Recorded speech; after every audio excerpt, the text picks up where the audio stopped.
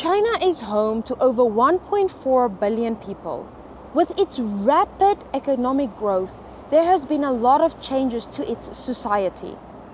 I mean, so many times I talk about how much China has grown in the past 40 years, how this country is leading now with innovation, technology, education, etc.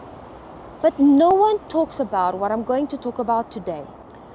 So if you're new here, ni hao everyone, I'm Lizzy, or as the Chinese people know me, the lychee from South Africa.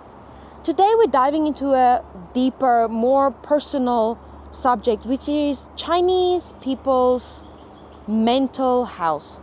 You know, it's a controversial issue in the world these days, but China's culture, society, and also economy makes it different than the rest of the world. Not a lot of people talk about that in China, and that is why I want to share with you today, so that you can understand Chinese people better, but also understand the culture better. So let's get into it.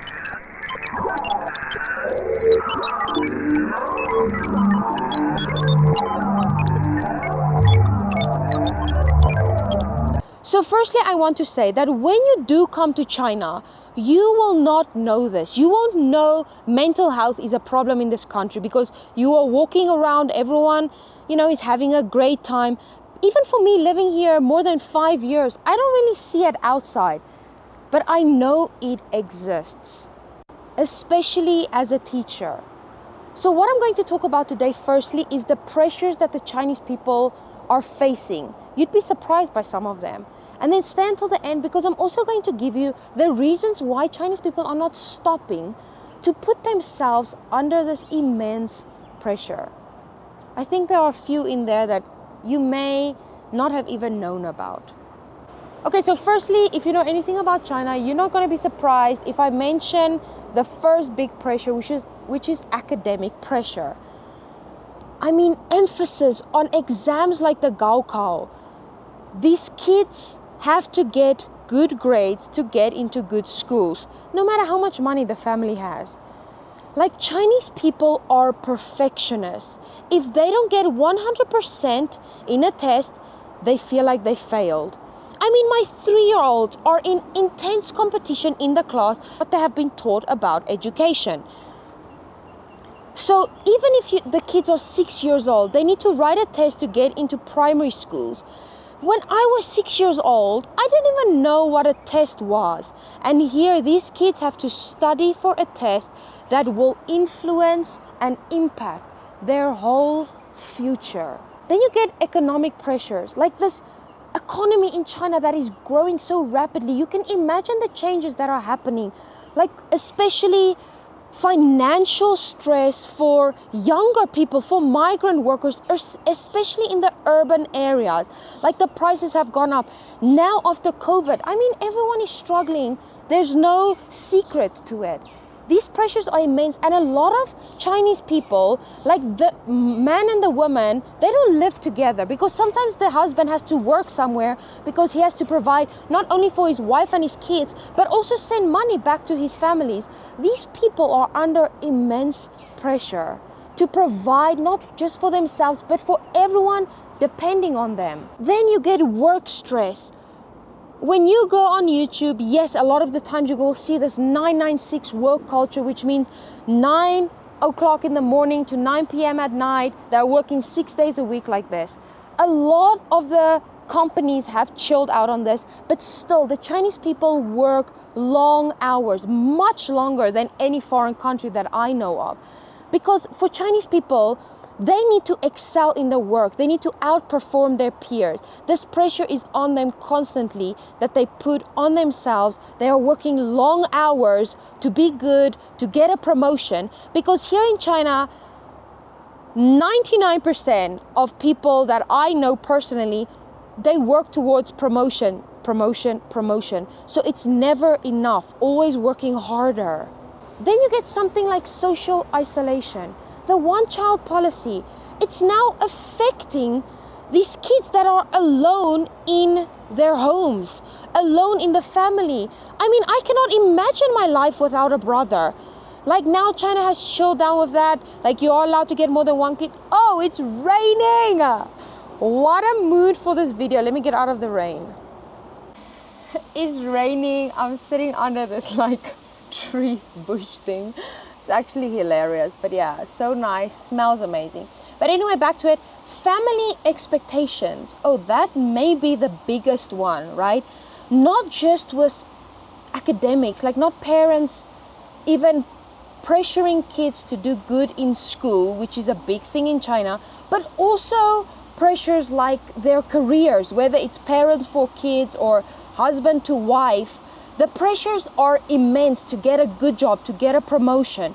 And then probably the biggest one now, like all my friends, a lot of my friends are not married yet. And the biggest thing they complain about is the pressures they are getting from their families to get married. That is a big pressure, especially on women, to get married. Because here in China, it's kind of bad. It's like after 27, if you are not married, you are kind of like left over and unwanted, and it just proves to a lot of people that you're weird, which is so different than foreign countries, right? Like I'm 27, my mom isn't putting any pressure on me to get married because she knows I'll get married when I'm ready. I have a lot of things going on right now, focuses. And like here in China, it's not that. It's like, it's so bad that people literally sometimes hire people to take with them when they're going home back for Chinese New Year. Because Chinese New Year, imagine you're sitting around a table with like 30, 40, even 50 people, and every second question is, when are you getting married? Why are you not married yet? What's wrong with you? So yeah, those pressures, like sometimes we joke about it, but I mean, every week at least once you hear this from your parents. That's insane pressure. Okay, so now I want to talk about why the Chinese people are not stopping. Like, why are they not putting more effort into mental health for themselves, for their families, for their kids? So the first big reason is history and culture. So the first one, which is probably the biggest one in China, is the Confucian influence. Confucius, go read up about that. Very, very interesting. But traditional Confucian values puts a lot of pressure on like education, because education is a means to achieve personal and social success. This cultural heritage places a lot of emphasis on teachers of education, respect for the teachers, diligence, really determined hard work. And that is why I believe a lot of Chinese people are working hard, especially the older generation, right? They are working so long and so hard because they attach it to success. The next one which I want to talk about is economic mobility. Like here, high achievement with education can lead to higher paying jobs, better jobs, and also an increase in social status, which is very important for the Chinese people. I mean, with a large population like China and only limited work opportunities, people here are excelling or seem to excel when they have high education, when they have high performing education. And that is why they work so hard to achieve the highest levels, to outwork their peers, because they want the better jobs, the higher paying jobs. Can you imagine 1.4 billion people? There's only so much economic opportunities that you can really get to be amazing. So I understand why they always focus on working so hard, to being the best, to getting 100. And then obviously we have to talk about the Gaokao system, right? The Gaokao system is like the national college entrance exam. The pressures that the kids are feeling for that, because for them to go to a certain university, that impacts their whole future, what they're going to be for the rest of their life. So that is definitely in China the most important exam for the kids, for the families. So Gaoka, I'm pretty sure you've heard of this word. I mean, the same as a Gaoka, right? It's again about the places in great universities. Like there are only so many students a university can take. So they have to outperform the others to be the best, to be able to get into that university. I mean, that just leads me to the parental expectations. Like parents pay a lot of money to put kids through tutoring, extracurricular activities, everything. In China, parents feel that education is 100% without a doubt the most important thing. Education is everything to them. So for them, they feel like they give all this money to this kid, the kid has to perform. And also a lot of the older generation, they didn't have the opportunities the kids or the grandkids are having. So they kind of put their needs and their wants onto the kids to do what they couldn't have done before, to achieve what they couldn't have achieved before. I mean, then we come to what we're doing on YouTube, right? Global competition.